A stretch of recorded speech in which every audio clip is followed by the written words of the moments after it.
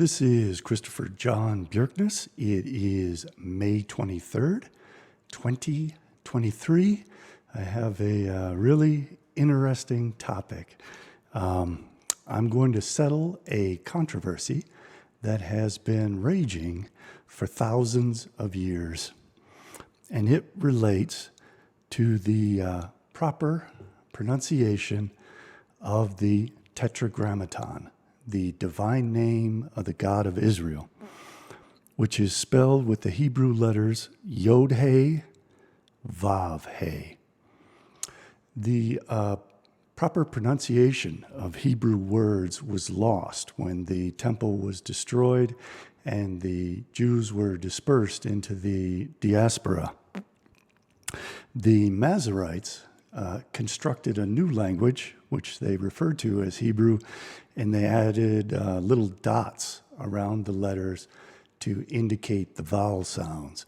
Hebrew has 22 letters and lacks many of the vowel sounds, so the proper pronunciation of Hebrew words has unfortunately been lost, including the proper pronunciation of Yod-He, Vav-He.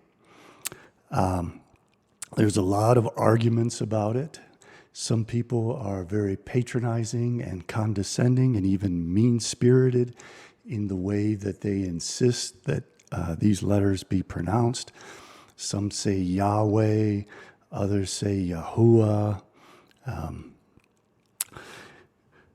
Most Jews think that the proper pronunciation has been lost, but the Kabbalists believe that they know the exact perfect pronunciation and that they must safeguard it and keep it secret, because if the name of Yod-He, Vav-He is properly pronounced, it can be invoked to do terrible harm and destruction. And I'm going to explain where that belief comes from. I have many, many unique novel insights into all this. And before I get into it, I want to thank all of those who have contributed to my work. I would not have been able to conduct this research and come up with these insights were it not for you. Thank you very much. I need more contributions to keep going, keep making these videos and writing my books. There will be a link in the description below where you can contribute. You can also contribute through my website. Please visit my website, CJBBooks.com. Beneath each book title, you'll find contribution links.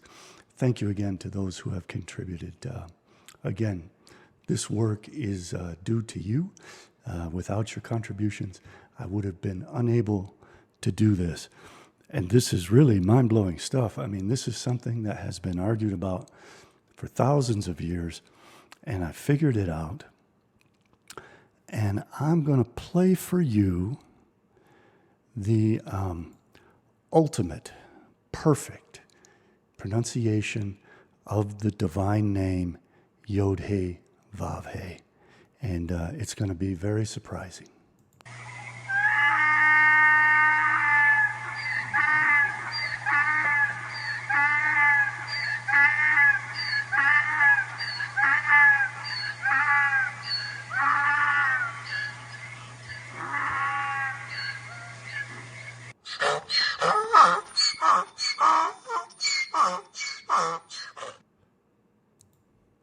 So that was how Yod-He, Vav-He is correctly pronounced. It is the sound of a donkey braying. And when Jews play the shofar, they, whether it's beknownst to them or not, are attempting to replicate the sound of a donkey braying. And I'm going to explain why the divine name replicates the sound of a donkey braying. First, let's get into the Tetragrammaton, the divine name. Yod is a pictogram portraying a small snake. Vav is also a pictogram, and it is larger, and it also portrays a snake. So in the name Yod-He, Vav-He, which is broken up into two sections, there are two snakes which appear.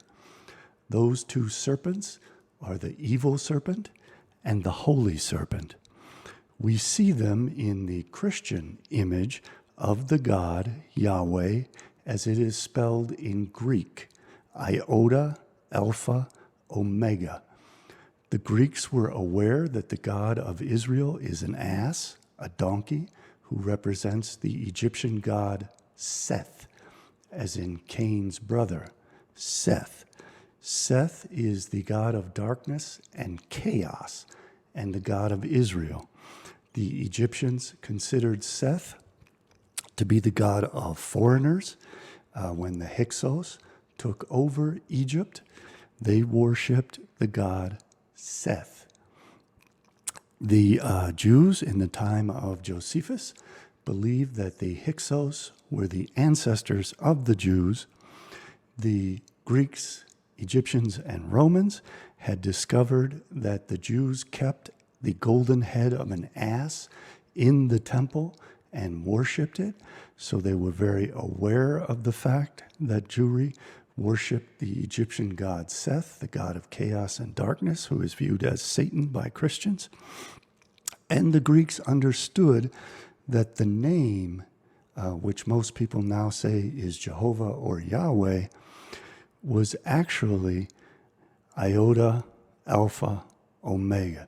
Yo, the sound of a donkey braying, and the sound of a shofar blowing when it is properly played.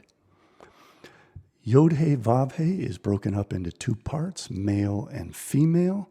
How those are divided depends upon the historical period of Judaism, the level of initiation of the person interpreting it, and the context in which it is being interpreted.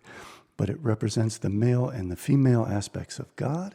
It represents the tree of knowledge and the tree of life. And it represents the two legs of Typhon, who is the Greek equivalent of the Egyptian god Seth, which are portrayed in Abraxas to represent the God of Israel. The shofar horn is made up of a twisted animal horn that also represents a snake. Animals have two horns, so again, it represents the holy serpent and the evil serpent. And when those two horns are combined, when the two serpents are combined, they represent the unicorn, which is the central staff on the caduceus. So we have the holy serpent, the evil serpent, and the androgynous serpent, which is represented by the unicorn, and the caduceus represents all three. Animals have two horns, so there are two serpents on their head. A donkey has ears which resemble horns.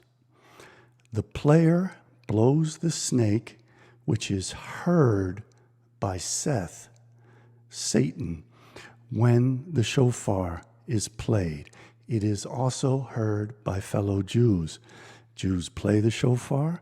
The shofar is heard by the two ears, which represent also the two serpents, the male and the female aspects of Yod-Heh-Vav-Heh, of the God of Israel. Seth was an androgyne.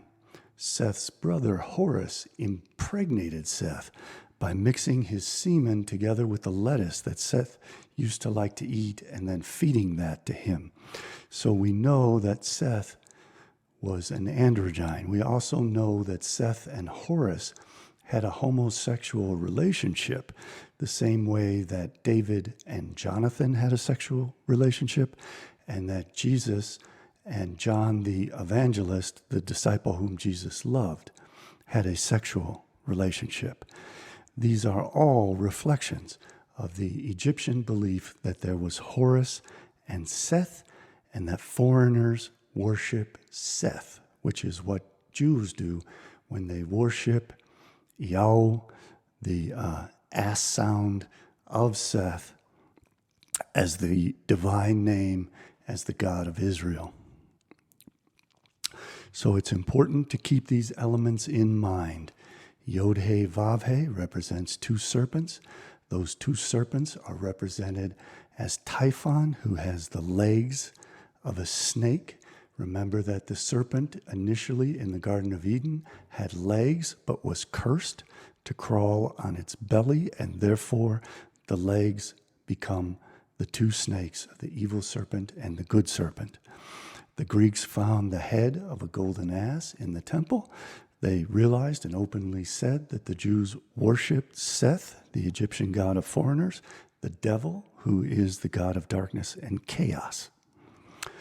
Remember in the story of Jacob and Esau, Jacob pretends to be Esau.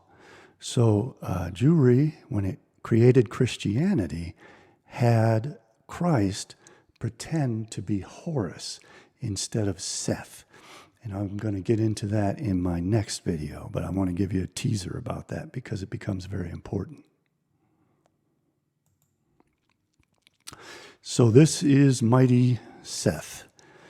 Mighty Seth has the head of a donkey with the ears of a donkey.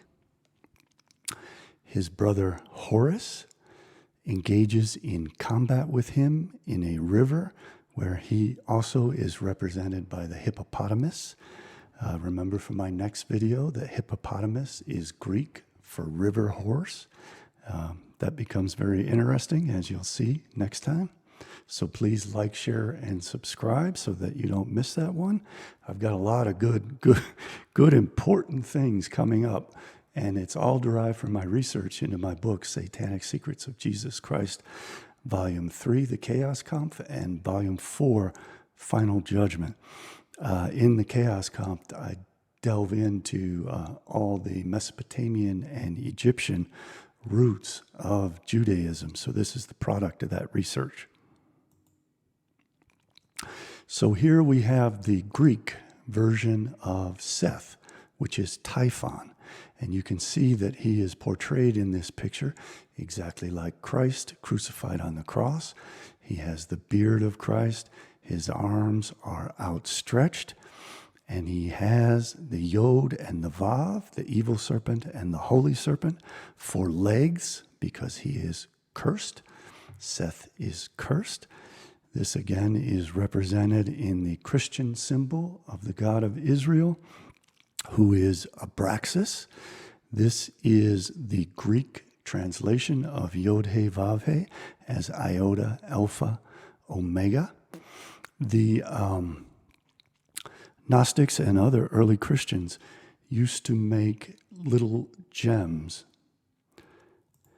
and those gems would depict the God of Israel, who is depicted as the serpent and also depicted as Seth with the head of a donkey.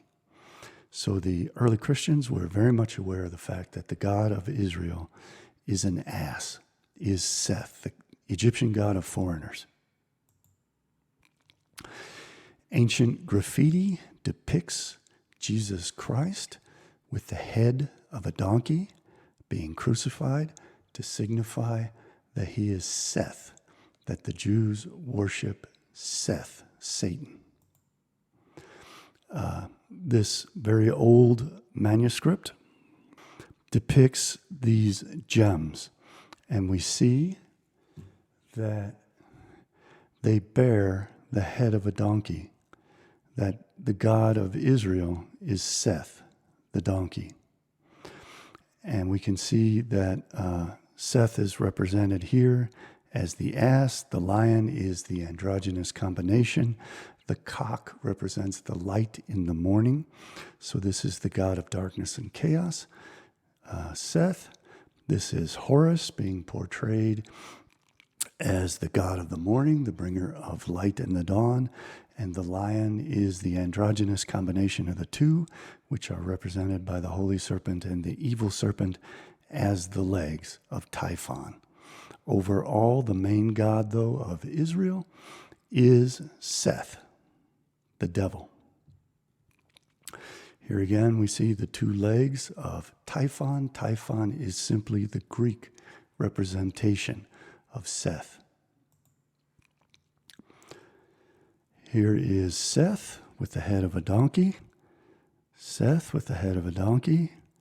The two heads of the donkey representing his male and female aspects. Here is Seth, the devil, receiving the scapegoat as a sacrifice. The scapegoat represents Jesus Christ, who is sacrificed to Seth to confuse him, so that he places all of the sins of Israel onto the Gentiles.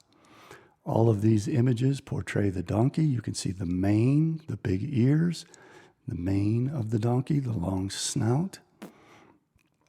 Here is the donkey with the caduceus.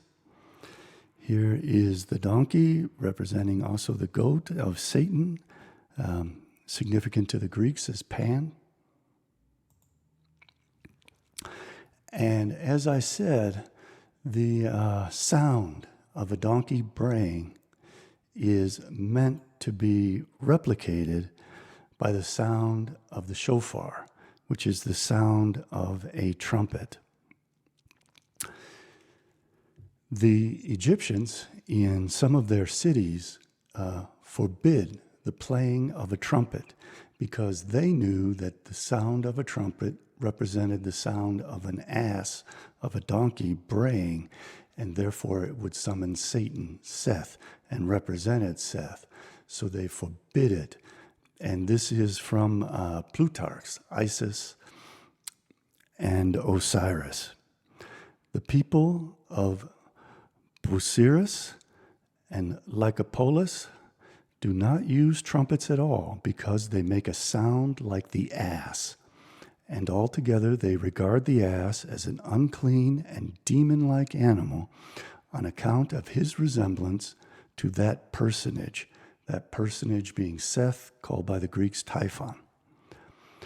They make cakes also at the sacrifice of the month of Paini and of Phaophi, and print upon them for device an ass tied, a bound up ass, to show that Seth is being bound up.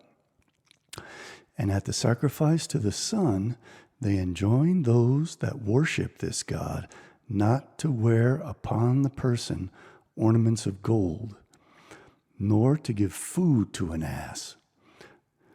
The Pythagoreans, too, prove that they regard Typhon as a demonic power. Now, as I said before, the Jews believe that the name of God, if it's spoken properly, can be invoked as a weapon. And the Jews did that by blasting trumpets and by blasting the shofar. Trumpets confuse the enemy. Satan is known as the great divider. And when the Jews blow the trumpet, it not only can confuse Satan so that he does no harm to the Jews, but it can also confuse the Gentiles so that brother attacks brother. That is why they blow the shofar, to invoke wars amongst the Gentiles and to ensure that certain sides lose those wars by becoming confused and turning against their own, or in brothers' wars amongst Gentiles in general. One of the most famous examples of this was the Battle of Jericho. And 7 priests shall bear before the ark 7 trumpets of ram's horns. And the 7th day ye shall compass the city 7 times, and the priests shall blow with the trumpets. What that's doing is invoking the divine name as a weapon. And that weapon is utilized by blowing the trumpets. And the Kabbalists know this, and they know the proper pronunciation of the divine name is to make the sound of a donkey braying. And they believe that that gives them supernatural powers of destruction. And one of the reasons why trumpets and bugles are blown by armies when they go into combat is to invoke Satan as an ally and to confuse the enemy. The same is done to Satan when goats are sacrificed. The shofar is blown to confuse Satan so that he places the sins of Israel onto Gentiles. The Talmud recognizes the identity between the blowing of the shofar and the braying of a donkey in Rosh Hashanah, folio 28b, where it is explaining how the interpretation of the sound by the person producing the sound and by the person hearing the sound is what is vitally important, so that the shofar becomes, instead of the braying of a donkey, the divine name of God. It must be properly understood and played with the proper intent and heard with the proper intent in order for that sound to become the divine name.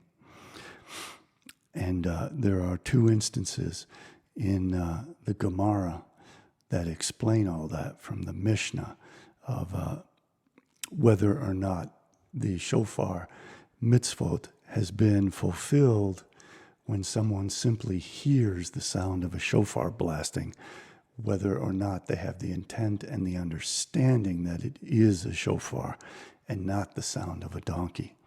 And the reason that that is explained is because the divine name is the sound that a donkey makes when it brays, and a properly played shofar sounds exactly like a donkey braying.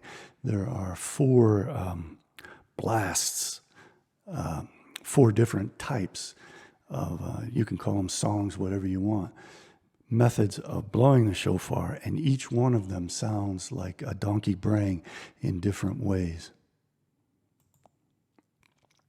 The Muslims also indirectly understood that a donkey braying is the name of Satan, which the Jews utilize as the divine name, and that may be one of the reasons why they refer to God as Allah and not as Yod He Vav He or Iota Alpha Omega.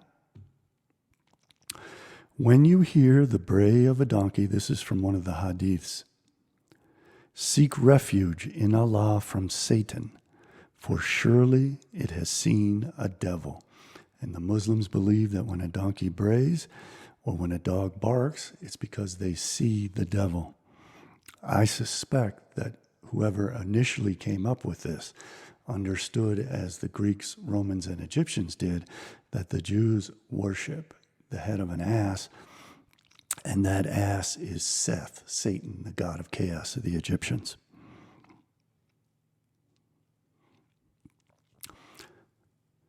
So,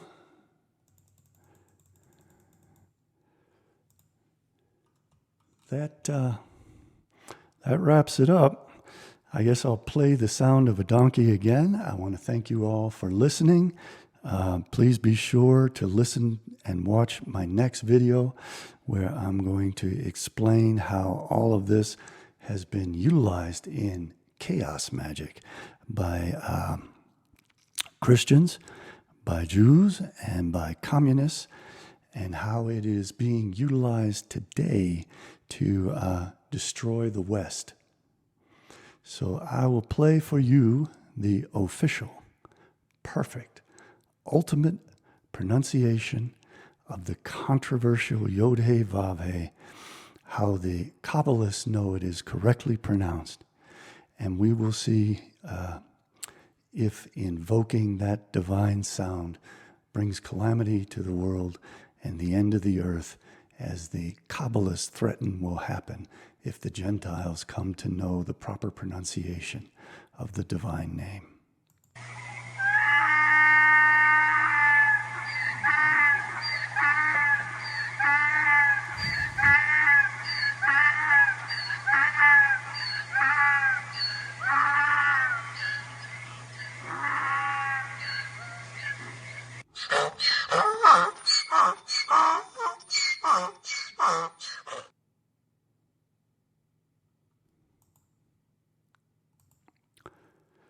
Thank you again, and I will see you next time. Oh, please contribute and go to my website, CJBBooks.com, and check out my books.